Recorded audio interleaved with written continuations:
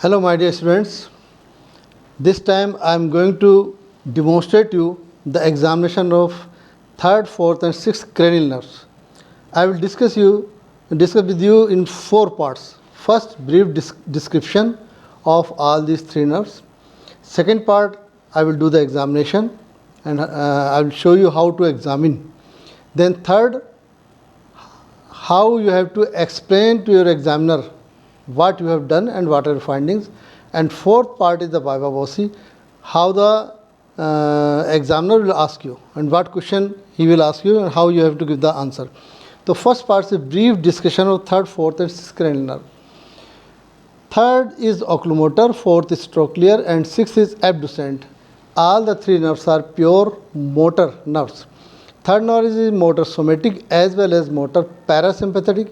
4th is motor somatic and 6th is also motor somatic, and these are responsible for the movements of the eyeball, as well as 3rd is also responsible for the elevation of upper eyelid as well as for the light reflex and accommodation reflex.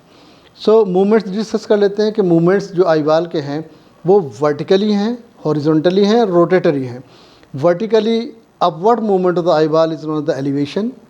Downward movement of the eyeball is known as the depression. Then inward movement जो nose की तरफ है that is adduction, और nose से जो बाहर दूर की तरफ है that is known as abduction. Internal rotation भी है, rotative movements towards nose and external rotation away from the nose. तो यहाँ पर जो है हम टेस्ट में यूजली रोटेटरी मूवमेंट्स कम होता है, इस तरह से आँख को नहीं मूव कराया जाता. एलिवेशन, डिप्रेशन और हॉरिजॉन्टल में एडक्शन, एबडक्शन, यही 4 मूवमेंट्स हम आप लोगों के साथ डिस्कस करेंगे.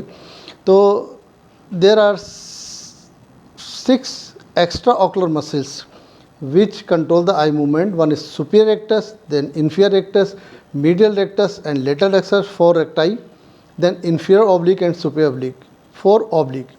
उसके अलावा लिवेटर पैल्पेब्रिस सुपेरियरिस होती है जो अपर आईलिड को मूव कराती है.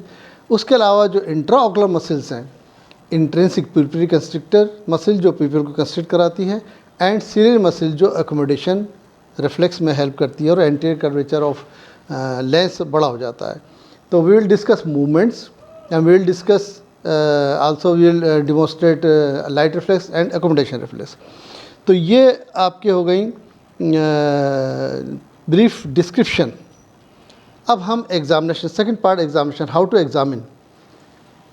पेशेंट या सब्जेक्ट हमारे सामने हैं. He is the our lab technician, Nitin नाम है, और मिस्टर हिमांशु हमारी ये वीडियो बना रहे हैं.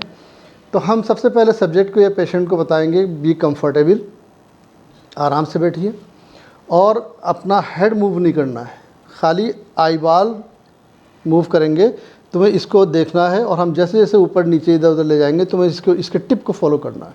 ठीक है, ये फिंगर भी हो सकती है, पेन भी हो सकता है. ठीक, और करीब 25 सेंटीमीटर के आसपास में हम इसको रखेंगे. तो हम सबसे पहले इसको मूव करेंगे कंजुगेट मूवमेंट्स. दोनों आईबॉल एक साथ मूव करनी चाहिए, लेग बिहाइंड नहीं होनी चाहिए कि एक आई आगे जा रही है, एक आई पीछे जा रही है, तो इसका मतलब वो एबनॉर्मल है. कंजुगेट मूवमेंट्स हम नंबर 1 दोनों आइज़ को एक साथ मूव करेंगे, एक साथ टेस्ट करेंगे. नंबर 2 हर आई को हम सेपरेटली टेस्ट करेंगे. नंबर 3 हम हर नर्व को भी टेस्ट कर सकते हैं सेपरेटली और हर मसल को भी सेपरेटली टेस्ट कर सकते हैं. तो I am going to examine. सबसे पहले हम ये देख रहे हैं कि कोई निस्टेगमस तो नहीं है. कहाँ कोई निस्टेगमस नहीं है. जो rapid involuntary to and fro rhythmic movements होते हैं आईबॉल में, निस्टेगमस नहीं है. अपर आईलिड ड्रूप नहीं कर रही, डार्टोसिस नहीं है. उसके अलावा कोई स्क्विंट हमको नहीं दिखाई पड़ रहा. स्क्विंट का मतलब है कि जो विजुअल एक्सिस है दोनों आइज़ की एक फिक्सेशन पॉइंट पर मीट करती है. अगर वो मीट नहीं करती तो स्क्विंट हो जाता है. और दूसरी इसके डिप्लोपिया, तुम्हें कोई दो विज़न तो नहीं दिखाई पड़ते कभी, नो हिस्ट्री ऑफ डिप्लोपिया. तो ये 4 चीज़ें हमने देख ली. उसके बाद हम पहले दोनों आइज़ को एक साथ टेस्ट करेंगे. अब तुम इस टिप को देखना बेटा, ठीक है, और इस टिप को देखते रहना. ये हम एलिवेट कर रहे हैं, elevation of both the eyes. यहाँ पे हमारे टेस्ट हो गए सुपीरियर रेक्टस और inferior oblique of both the eyes. फिर हम नीचे जा रहे हैं, इसी को टिप को देखते रहना. डाउनवर्ड मूवमेंट हो गए inferior rectus and superior oblique दोनों टेस्ट हो गई, ये मिड गेज पोजीशन है। फिर हम वापस आएंगे, अब हम इसको इधर जा रहे हैं तो लेफ़्ट आई की एबडक्टेड पोजीशन हो गई है और लेटरल रेक्टस टेस्ट हो गई है। राइट आई की मीडियल रेक्टस टेस्ट हो गई और एडक्टेड पोजीशन है। अब हम इधर जाएंगे, अब इधर टिप को देखना बेटा, टिप को। राइट आई का मीडियल रेक्टस टेस्ट हो गई है, एबडक्टेड पोजीशन है, और लेफ़्ट आई की मीडियल रेक्टस, राइट आई की लेटरल रेक्टस टेस्ट हो गई एबडक्टेड पोजीशन, और लेफ़्ट आई की मीडियल रेक्टस टेस्ट हो गई है एडक्टेड पोजीशन। तो ये हमने mid gauge position, adducted position और एबडक्टेड पोजीशन दोनों ले आए। Superior rectus, inferior rectus, medial rectus, lateral rectus और इंफीरियर ऑब्लिक और सुपीरियर ऑब्लिक टेस्ट हो गई। अगर हम रेक्टाई और ऑब्लिक को बिल्कुल अलग अलग टेस्ट करना चाहें तो हम ये मिड गेज पोजीशन देख रहे हैं, ऊपर हम गए, सुपीरियर रेक्टस, इंफीरियर ऑब्लिक, वापस आए। अब हमने ये एबडक्टेड पोजीशन बना ली, इसकी एडक्टेड पोजीशन। अब इधर देखो, टिप को देखो बेटा, अब हम ऊपर जाएंगे और फिर नीचे आएंगे। इस कंडीशन में एबडक्टेड पोजीशन में elevation by superior rectus only, depression by inferior rectus only, और ये वाला जो है एडक्टेड पोजीशन में ऊपर इंफीरियर ऑब्लिक है, नीचे सुपीरियर ऑब्लिक ओनली। अब हम फिर से इधर जा रहे हैं, फिर से टिप को देखते रहना। ये एबडक्टेड पोजीशन में ओनली सुपीरियर रेक्टस और इसकी एडक्टेड पोजीशन में ओनली इंफीरियर ऑब्लिक। फिर नीचे कर रहे हैं, इधर इंफीरियर रेक्टस और इधर सुपीरियर ऑब्लिक। मीन्स ये हुआ कि अगर हम मिड गेज में कर रहे हैं तो superior rectus, inferior oblique, inferior rectus, superior oblique. Adducted position में मीडियल रेक्टस, एबडक्टेड पोजीशन में लेटरल रेक्टस। और इन पोजीशन में अगर हम एलिवेशन डिप्रेशन करें तो एबडक्टेड पोजीशन में खाली रेक्टाई टेस्ट होती हैं, elevation superior rectus only, depression inferior rectus only. और एडक्टेड पोजीशन में अगर हम ऊपर नीचे करते हैं तो ओनली इंफीरियर ऑब्लिक एलिवेशन और सुपीरियर ऑब्लिक डिप्रेशन, ये याद रखना है। अब हम एक एक आई टेस्ट करेंगे, एक आई पे आँख पे यूँ रख लो। अब ये लेफ़्ट आई टेस्ट कर रहे हैं, मिड गेज पोजीशन, टिप को देखना। लेफ़्ट आई का सुपीरियर रेक्टस और इंफीरियर ऑब्लिक दोनों टेस्ट हो गए एलिवेशन में। अब हम नीचे आ रहे हैं, डिप्रेशन, तो इंफीरियर रेक्टस और सुपीरियर ऑब्लिक टेस्ट हो गई है। फिर हम इधर जा रहे हैं तो मीडियल रेक्टस टेस्ट हो रही है, एडक्शन। और इस कंडीशन में अगर हम ऊपर जा रहे हैं तो ओनली इंफीरियर ऑब्लिक, नीचे आ रहे हैं तो ओनली सुपीरियर ऑब्लिक। फिर वापस आएंगे और अब ये एबडक्टेड पोजीशन हो गई, लेटरल रेक्टस टेस्ट हो गई। इसमें अगर हम ऊपर जा रहे हैं तो सुपीरियर रेक्टस ओनली और नीचे आ रहे हैं तो इंफीरियर रेक्टस ओनली। अब हम ये वाली आई टेस्ट करेंगे, इधर कर दो, ये टिप पे देखना। राइट आई के superior rectus, inferior oblique, inferior rectus, superior oblique, lateral rectus, abducted position हो गई, only superior rectus, only inferior rectus. फिर हम वापस आ रहे हैं, एडक्टेड पोजीशन बन गई, मीडियल रेक्टस टेस्ट हो गई। एलिवेट करेंगे ओनली इंफीरियर ऑब्लिक, डिप्रेस करेंगे ओनली सुपीरियर ऑब्लिक। ये दोनों आई के एक्स्ट्रा ऑक्युलर मसल टेस्ट हो गई हैं और एक एक मसल भी टेस्ट हो गई। यानी अगर इस तरह से सुपीरियर रेक्टस, इंफीरियर ऑब्लिक हो रही है, इंफीरियर रेक्टस, सुपीरियर ऑब्लिक हो रही है और खाली ऑब्लिक टेस्ट करेंगे तो हमें एडक्टेड पोजीशन बनानी पड़ेगी। एडक्टेड पोजीशन में एलिवेट करेंगे तो इंफीरियर ऑब्लिक, डिप्रेस करेंगे तो सुपीरियर ऑब्लिक। एबडक्टेड पोजीशन में एलिवेट करेंगे तो ओनली सुपीरियर रेक्टस, डिप्रेस करेंगे तो ओनली इंफीरियर रेक्टस। ये हो गया। तो माय डियर स्टूडेंट्स, ये हमने मूवमेंट्स इसके टेस्ट कर लिए और मिड गेज पोजीशन में भी टेस्ट कर लिया, एडक्टेड पोजीशन में भी, एबडक्टेड पोजीशन में भी, सारी मसल्स भी टेस्ट हो गई। अब आपसे ये भी पूछ सकते हैं कि अलग अलग नर्व टेस्ट करके दिखाइए। मान लिया आपसे कहा कि खाली लेटरल रेक्टस टेस्ट कीजिए राइट आई की, तो राइट आई की लेटरल रेक्टस इधर देखना, बस आपने ये एबडक्ट कराया, लेटरल रेक्टस टेस्ट हो गई राइट आई की।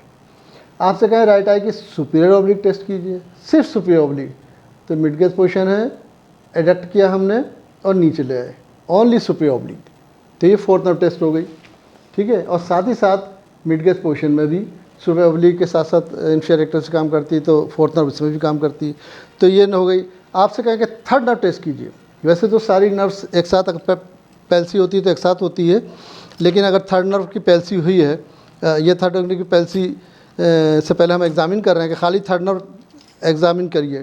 तो थर्ड नर्व एग्ज़ामिन करने में हम इधर देखो बेटा, राइट आई की इसकी टिप पे देखना, सुपियर रेक्टस, इंफीरियर ऑब्लिक, दोनों मसल सप्लाइड होती हैं थर्ड नर्व से। इंफीरियर रेक्टस, साथ में सुपियर ऑब्लिक भी है फोर्थ नर्व की।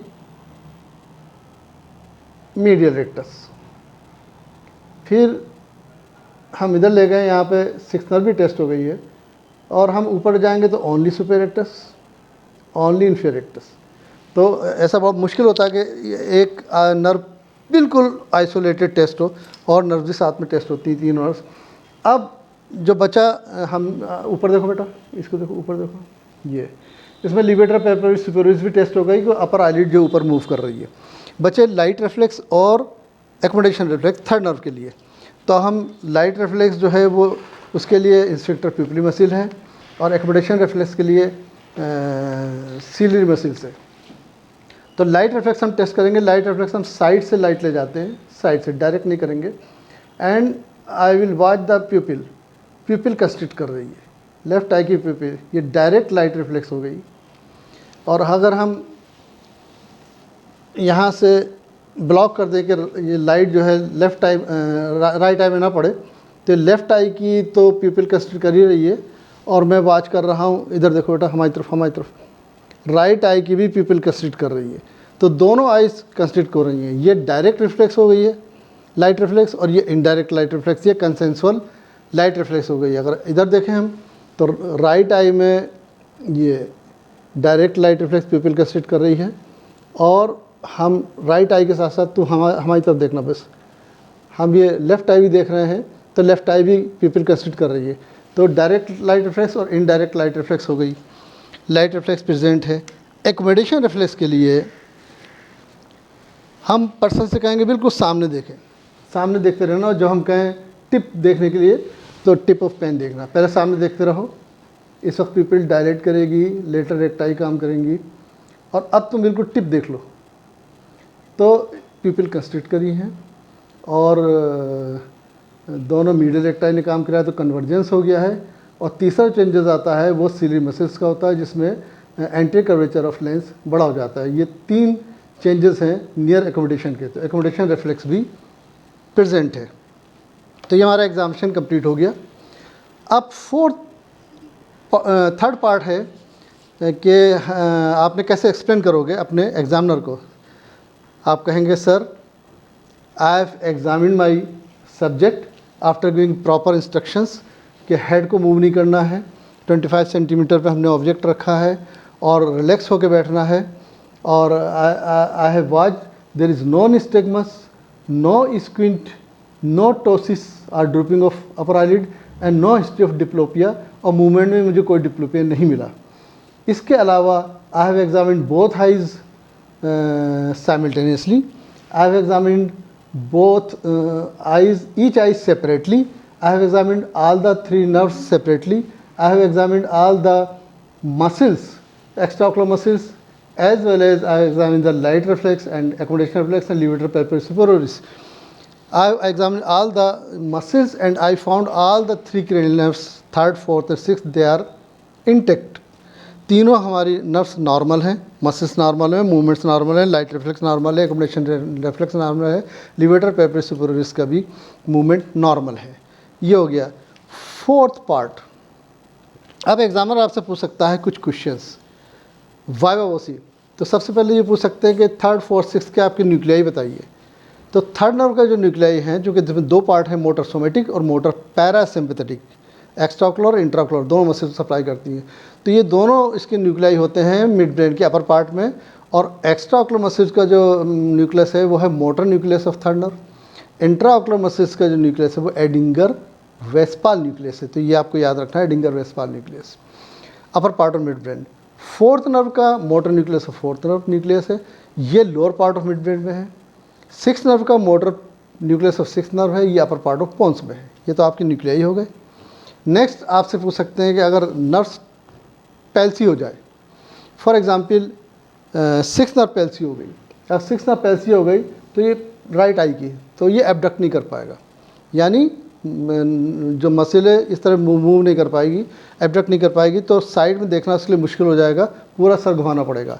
और दूसरी बात, चूँकि लेटरल रेक्टस पैरालाइज हो गई है तो मीडियल रेक्टस उसको खींच लेगी आई बॉल को, तो मीडियल स्क्विंट मिलेगा।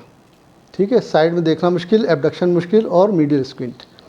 फोर्थ नर्व पैरालाइज हो जाए, फोर्थ नर्व पैल्सी हो जाए, फोर्थ नर्व अगर पैल्सी हो रही है तो फोर्थ नर्व में नीचे देखने में थोड़ी सी दिक्कत आएगी, बट इन्फीरियर रेक्टस काम करेगी मिडगेस पोजीशन में, लेकिन एडक्टिव पोजीशन में खाली सुपीरियर ऑब्लिक नीचे करती है तो वो मुश्किल हो जाएगा। तो और अगर वो कोशिश करेगा तो डिप्लोपिया डेवलप हो जाएगा। लेटरल रेक्टस में भी अगर वो एबडक्ट करने की कोशिश करेगा लेटरल पैल्सी में, तब भी डिप्लोपिया हो जाएगा।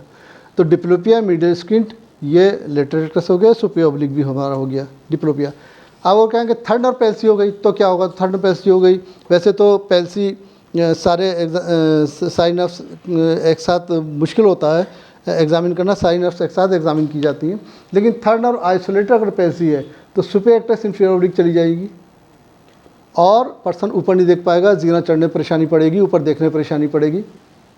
इन्फीरियर रेक्टस नीचे चली जाएगी, ये भी चली जाएगी, पैरालिसिस हो जाएगी तो नीचे देखने में परेशानी, जीना या स्टेयर्स चढ़ने उतरने में परेशानी पड़ेगी।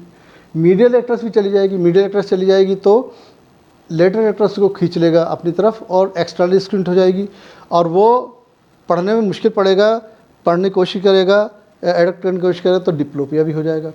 तो डिप्लोपिया भी हो जाएगा, स्क्विंट भी हो जाएगी, साथ में निस्टेगमस भी आ जाएंगे, लिवेटर पेपरविस सुपियोरिस भी चली जाएगी, ड्रूपिंग ऑफ आईलिड भी हो जाएगी और मूवमेंट्स में भी ऊपर भी देखना मुश्किल, नीचे भी देखना मुश्किल और मीडियली भी मुश्किल, और साथ ही साथ लाइट रिफ्लेक्स भी एब्सेंट हो जाएगी। तो जब वो बाहर निकलेगा तो बहुत तेज़ लाइट पड़ेगी, परेशानी पड़ेगी। एकोमोडेशन रिफ्लेक्स भी डिस्टर्ब हो जाएगी, तो एकोमोडेशन रिफ्लेक्स चली जाएगी तो पढ़ने में भी दिक्कत आएगी, कन्वर्जेंस मुश्किल हो पाएगा। तो ये सब प्रॉब्लम थर्ड नर्व में हो जाएगी।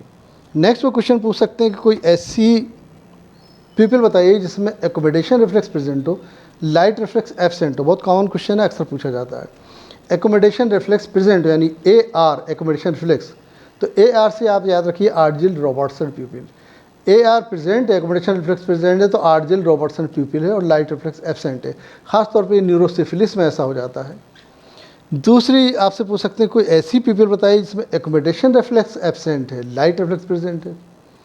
तो ये रिवर्स हो गई, तो इसे कहते हैं रिवर्स्ड आर्जिल रॉबर्टसन पीपल, और जिसमें एकोमोडेशन रिफ्लेक्स एब्सेंट है, लाइट रिफ्लेक्स प्रेजेंट है। और यह होता है usually damage of frontal lobe bilateral या bilateral damage of mid brain.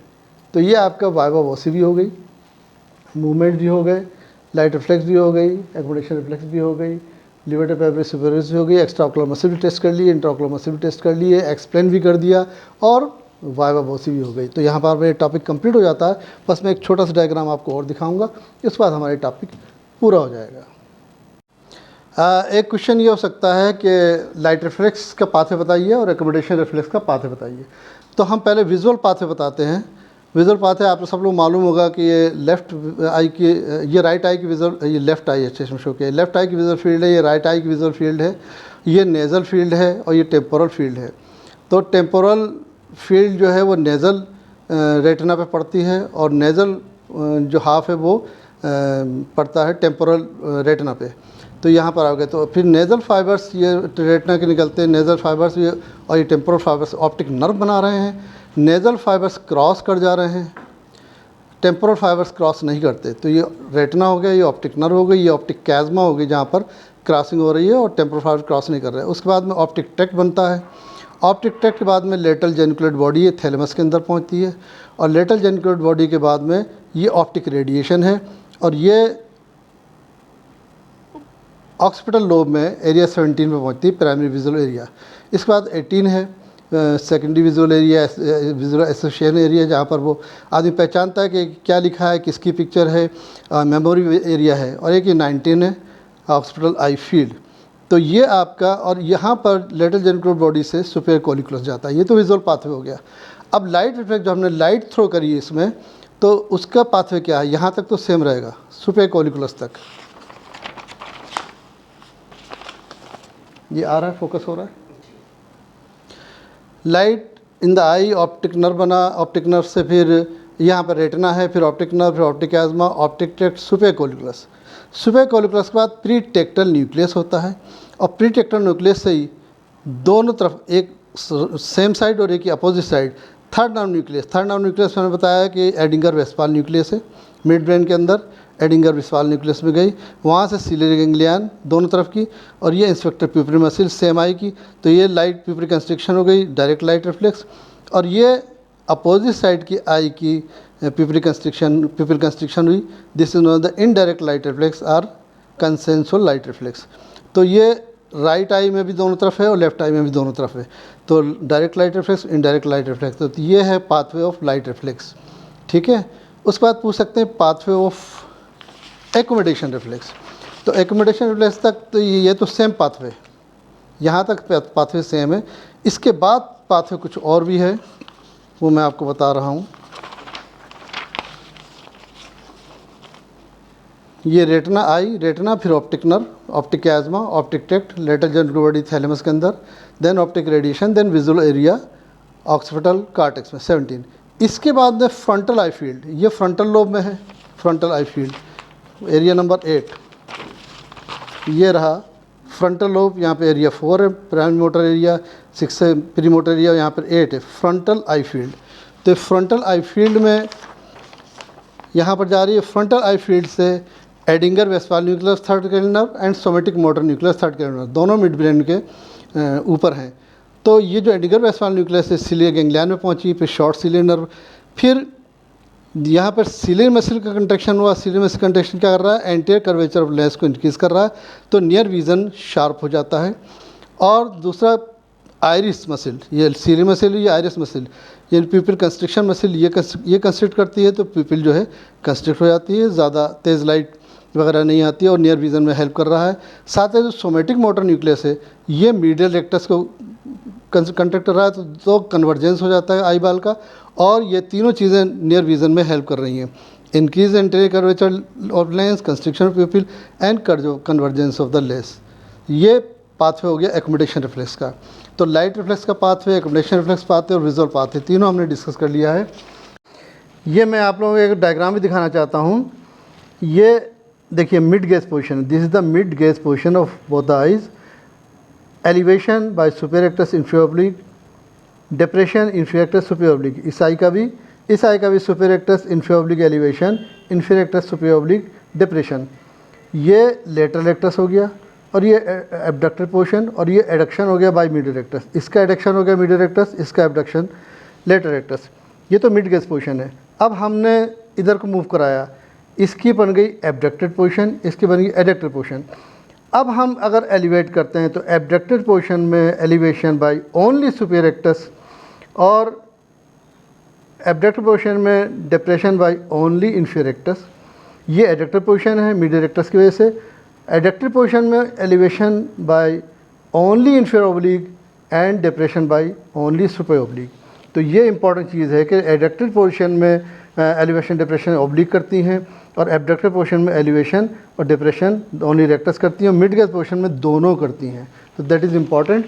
यहाँ पर हमारे टॉपिक स्टॉप हो जा रहा है, and I am very thankful to mister Nitin जो हमारे लैब टेक्नीशियन जो हमारे सब्जेक्ट बने हैं, और मिस्टर हिमांशु जिन्होंने ये वीडियो बनाया है, and I am also thankful to all of you and all the audience who have watched my this video. So stop करते हैं। Thank you very much.